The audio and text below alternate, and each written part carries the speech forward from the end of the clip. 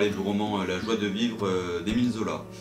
Donc Émile Zola est un romancier et journaliste français né en 1840 à Paris et mort en 1902 au même endroit. Donc c'est un des romanciers français les plus connus dans le monde et il a eu énormément d'adaptations au cinéma. Donc l'histoire de La joie de vivre, en fait c'est Pauline qui a perdu un membre de sa famille, je crois un oncle, chez qui elle habitait. Donc elle va aller habiter chez la famille à elle, à la campagne, chez son cousin, dans un village vraiment un trou perdu au bord de la mer. Donc elle va arriver là et en fait on va suivre sa vie au fil des années. Donc déjà les parents de son cousin prévoient un peu de les marier tous les deux. Et puis son cousin va avoir des idées de projets pour par exemple faire face à la mer qui menace le village mais ils vont tous s'avérer nuls, ils vont tous échouer, donc elle va peu à peu perdre son argent et tout, et donc on va suivre son histoire, et en fait l'histoire va nous montrer un peu comment elle se sacrifie, en fait, elle renonce à ses choix, par exemple de partir à la ville dans une autre famille, ou elle reste avec eux dans ce trou perdu pour les aider, soit pour lui donner tout son argent à son cousin qui dilapide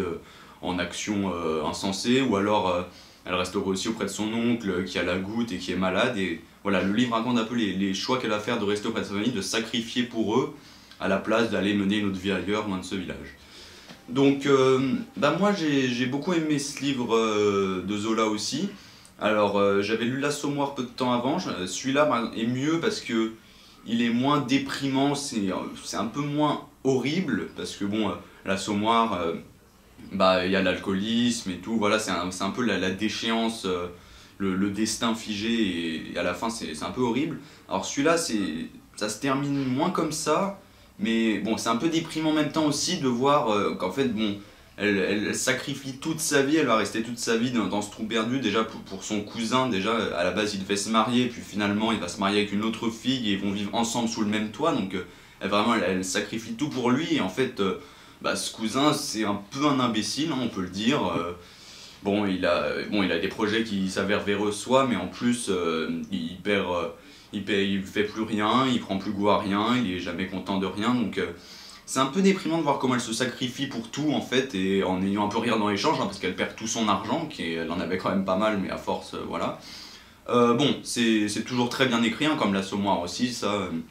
donne un très bon aperçu du petit village, ça montre un peu les petits villages un peu perdus, à quoi ça ressemblait, ça c'est très bien aussi.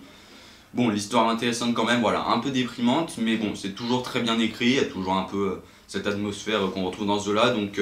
c'est quand même un bon livre à lire.